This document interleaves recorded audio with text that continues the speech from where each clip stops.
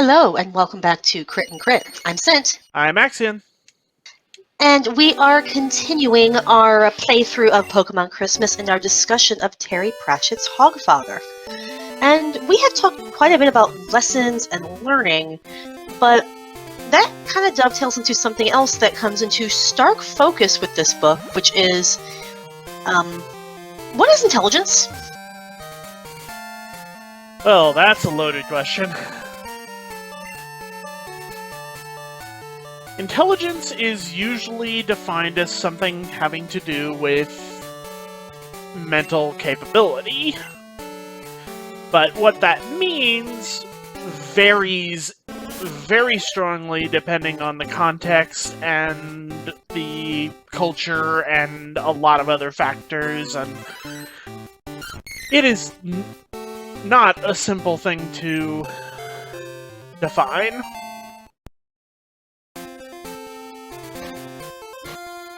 Yep, and well, let's look no further than Unseen University for basically a perfect case study of this. Both in its staff and in its architecture. Should we begin with the staff or the architecture? Let's start with the architecture, since the staff is inevitably going to mean going into a diatribe on the various characters of the wizards. Then we must discuss Bloody Stupid Johnson.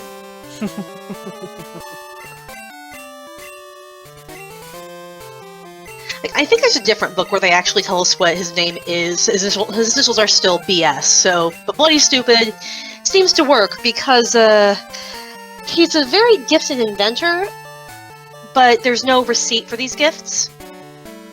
And they work in ways that they were never meant to work.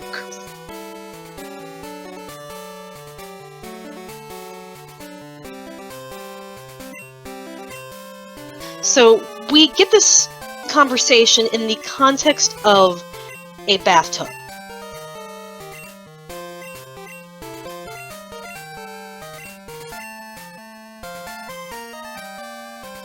Go on. Ridcully wants them to take the bars off the door of this bathroom, which he says on the floor plans, it says it's a bathroom, and I want to have a private bath. I'm in charge of this place, so do it. That bathroom was designed by Bloody Stupid Johnson, sir. You don't want to go in there.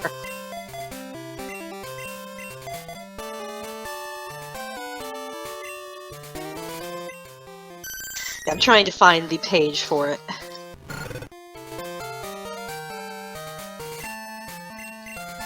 There it is.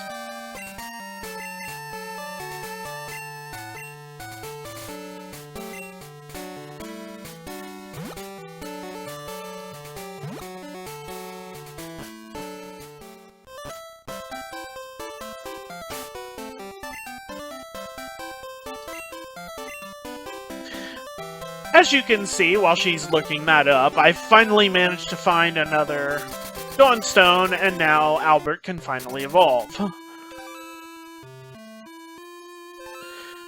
I also spent a little time off-screen doing some grinding, so we could catch up on levels, though we still have a little while to go before I think we're going to be quite ready to take on Clair.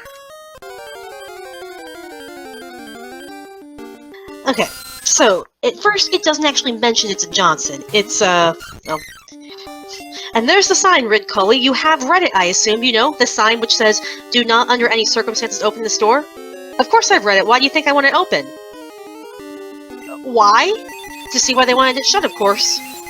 It says on the plans this was a bathroom. There's nothing threatening about a bathroom. For God's sake, I want a bathroom. It's unhygienic to bathe communally, basically. So, yeah. But sir, it's a Johnson!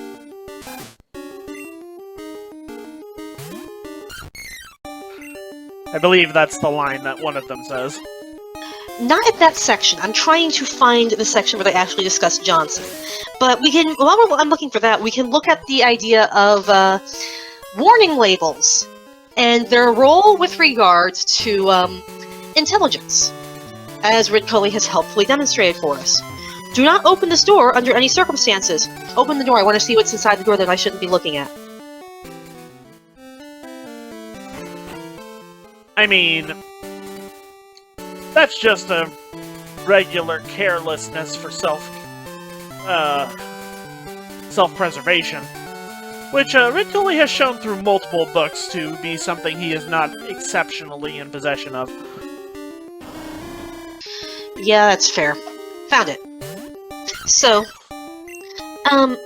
this is most unwise. It was surely sealed for a reason. Remember what it said on the door?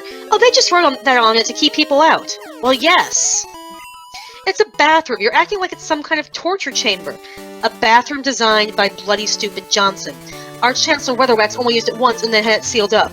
Mushroom, I beg you to reconsider. It's a Johnson.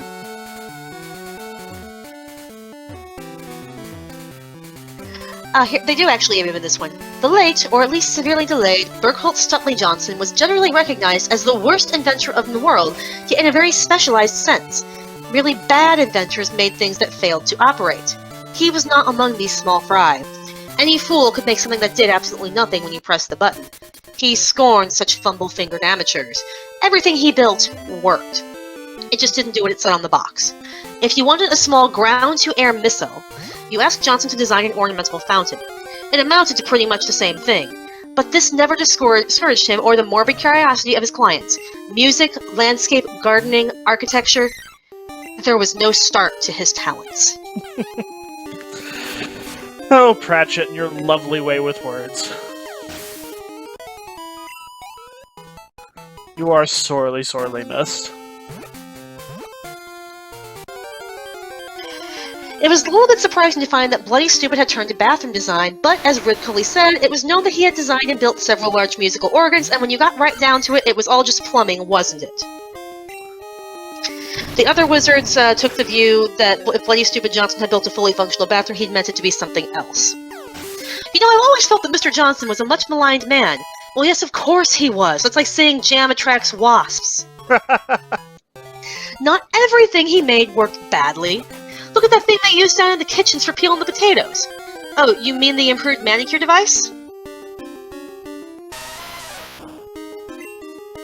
That's just a horrifying thought, isn't it? I mean, you work with what you have.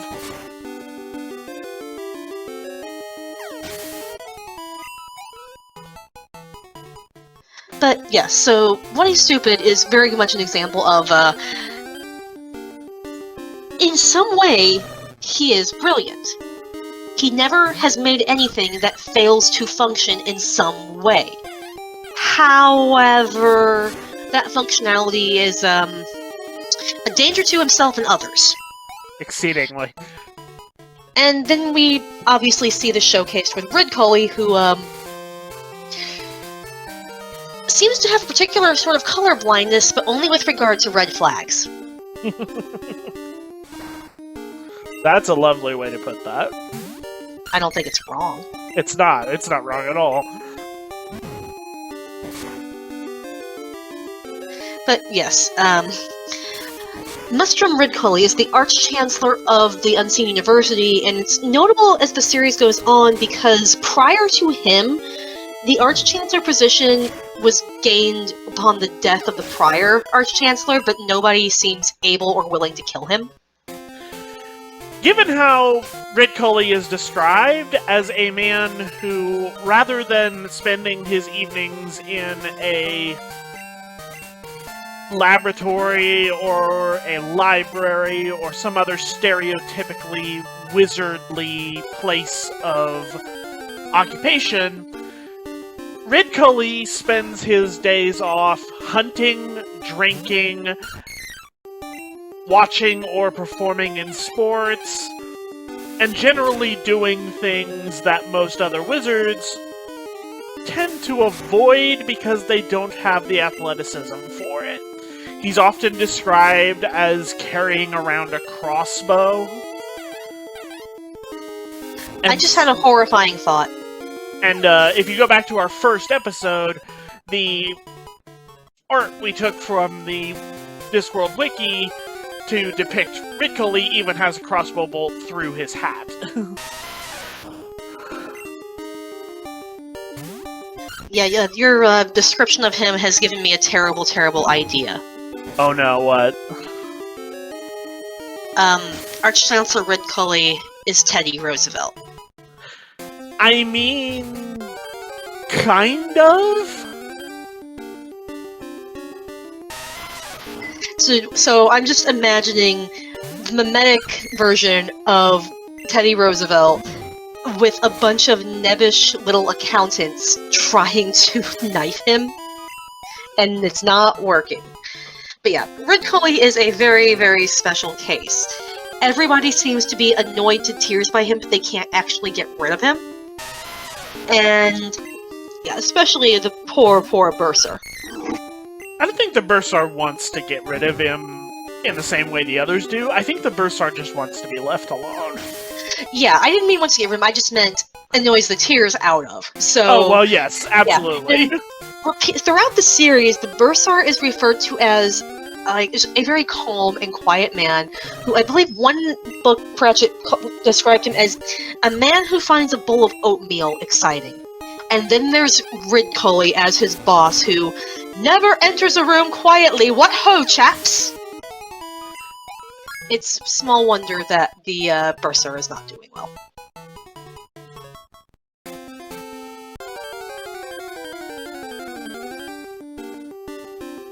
But Ridcully, because he's such an oddball with regards to intelligence, hits on a lot of solutions that the others would not.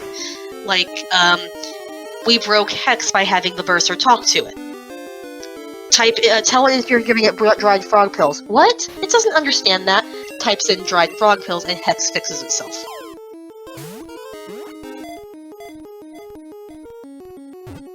Ridcully is a shining example of don't knock it if it works.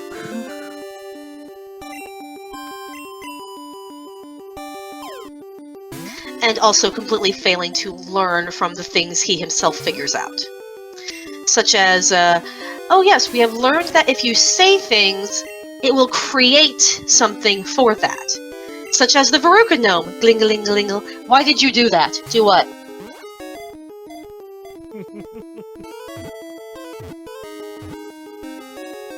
And he's happy to berate the other wizards when they do it. But that doesn't stop him from doing it himself. Which is both hypocritical and fully him in regards to the fact that I don't think he has the self-awareness of a jar of Play-Doh. Yeah. For all of his faults, Ridcully is not malicious about his obliviousness, because to be malicious about it, he would have to take more notice of people than he does.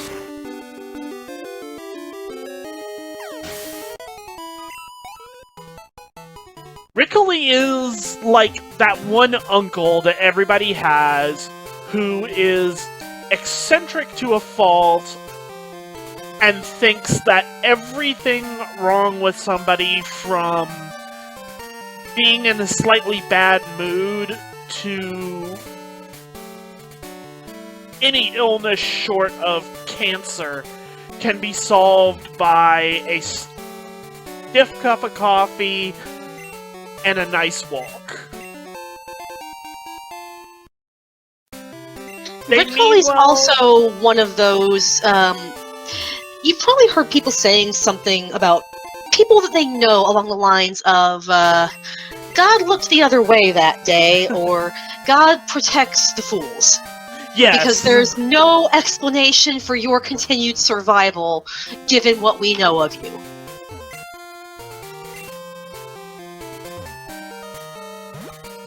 Yeah, and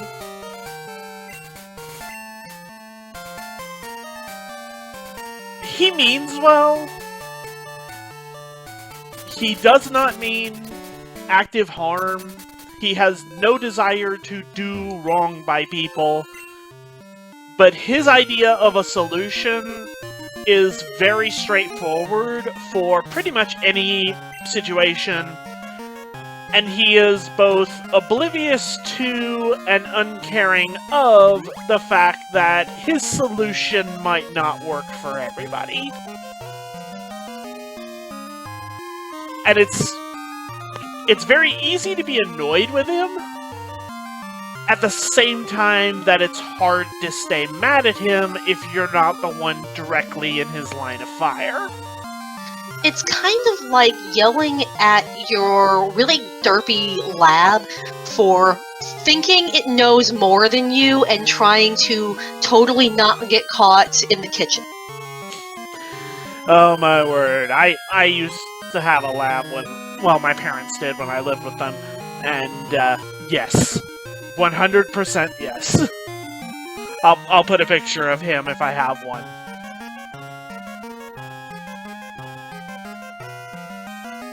But yeah, you can't stay mad at him even though he is very clearly a danger to himself and others, which is kind of a recurring theme you might notice. Those who consider themselves to have a greater command of their intelligence than they actually do tend to cause problems for those around them, such as poor Ponder Stibbins, who actually seems to be one of the few wizards who has something resembling a clue, and none of the other wizards actually understand what he's doing with Hex, and he's kind of given up on explaining.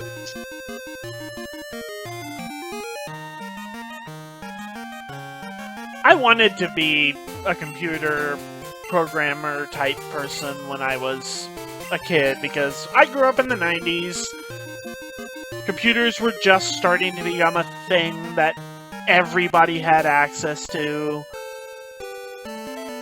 I wanted to make games and do things with computers because that was what I grew up on. That was my primary source of entertainment and education.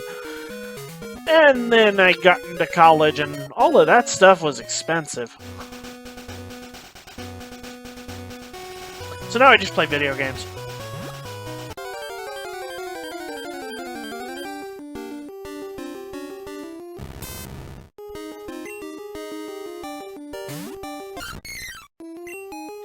Yeah, I'd say we'd also look at Susan with regards to this, because, well, common sense is her primary weapon.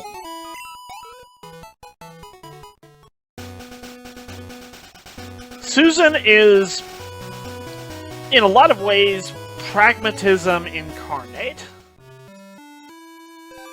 With the caveat that she's a lot more, benign about it than some people could be. Susan is straightforward, has no time or patience for excess, frivolity, or ridiculousness or distraction.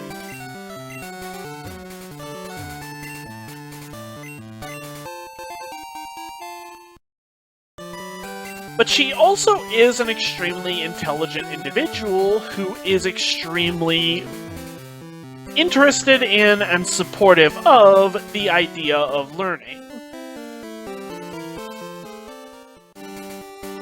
Susan absolutely wants people to learn. She encourages the children in her care to educate themselves, both through what she teaches them and how she interacts with their interests. And as she has lamented a few times during the course of the story, their prior caretakers did not always seem to feel the same.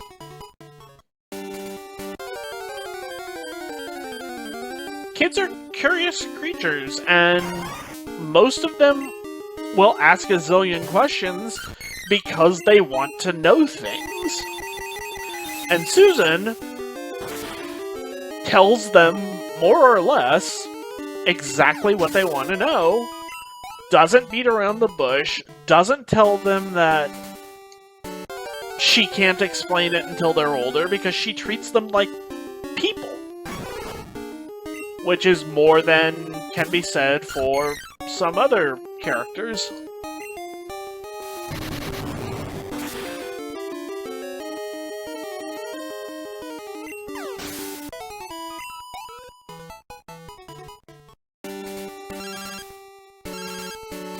So who else should we talk about for intelligence and common sense? Let's talk about Tea Time. Oh boy. Tea Time is kind of, in a lot of ways, and as appropriate as the antagonist of the story, the anti-Susan. Tea Time doesn't seem to have very much common sense at all, but he is extremely intelligent. He has figured out a way to, at least theoretically, Kill the unkillable. Kill the unkillable. Destroy gods and anthropomorphic personifications as a hobby. When the Auditors of Reality come to the Assassin's Guild with essentially an impossible job and tell them, here's a ton of money, figure it out, Tea Time not only is the guy that they go to, but he already has an answer waiting.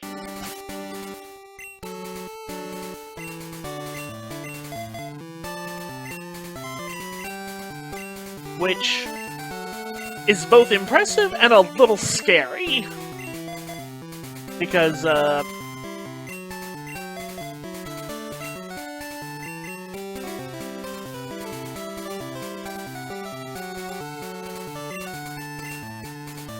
how do you react to someone who is doing the kind of things that Tea Time is claiming he's capable of and actually pulling it off? Usually with one word. Security.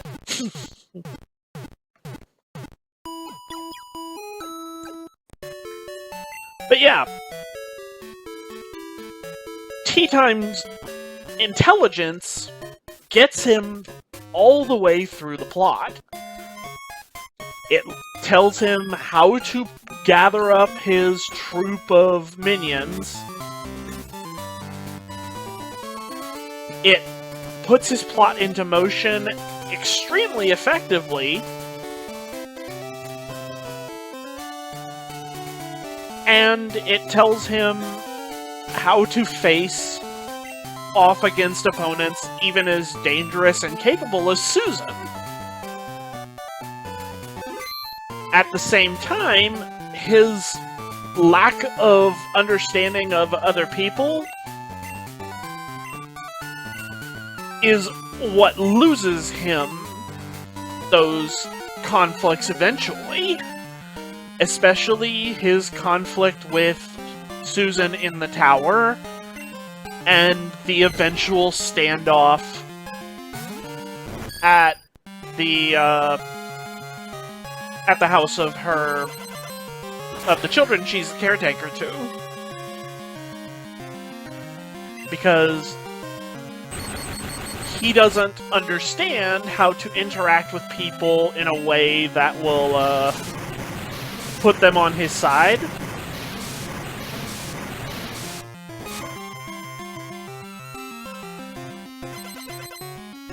So he ends up trying to use the children as bait against Susan instead of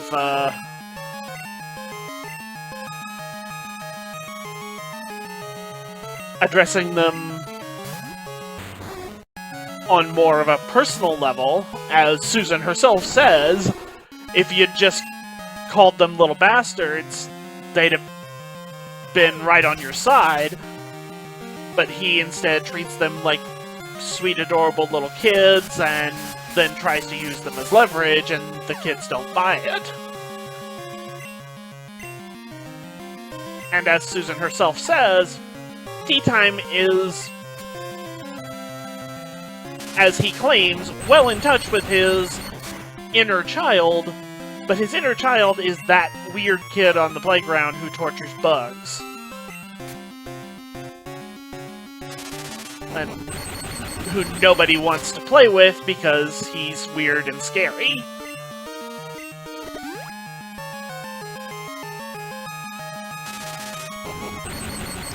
Yeah, sounds about right. would like to paralyze the Kingdra, please.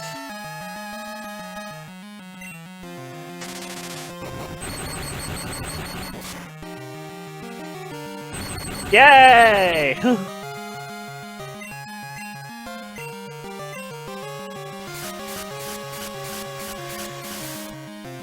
Well,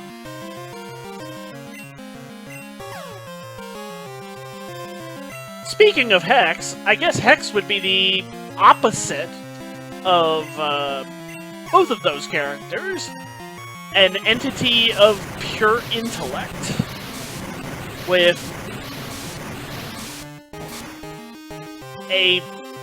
an only just developing capability for individuality, for lack of a better way to put it.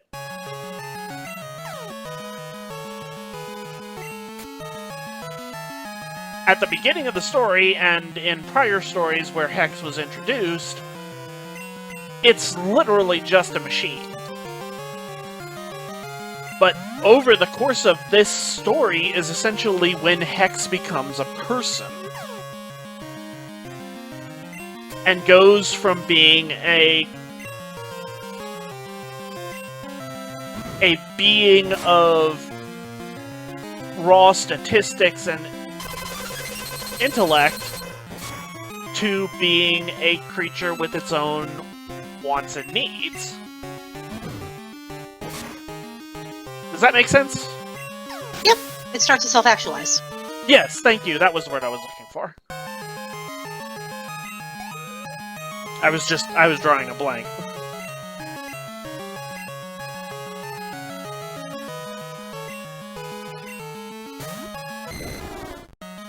Well, is there anyone else you want to discuss? Not that I can think of. The main ones I had noted down with this one were basically Rincoli and Johnson. Well, we kept that going for a while then. We did. But we had plenty of material. Yep. You could probably make a case for Death being in there, but the majority of Death's journey through this sort of stuff happened in prior books. So by the time that we get to Hogfather, Death has already gone through this process.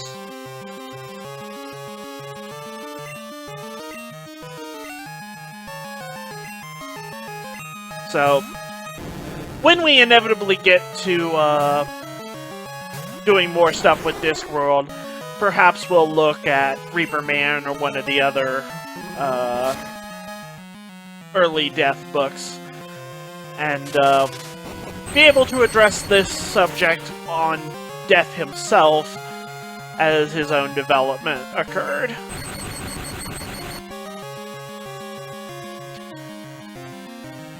I believe that wraps it up for this time, and we will continue the discussion and finish our battle with Clair next time. Bye. See you then.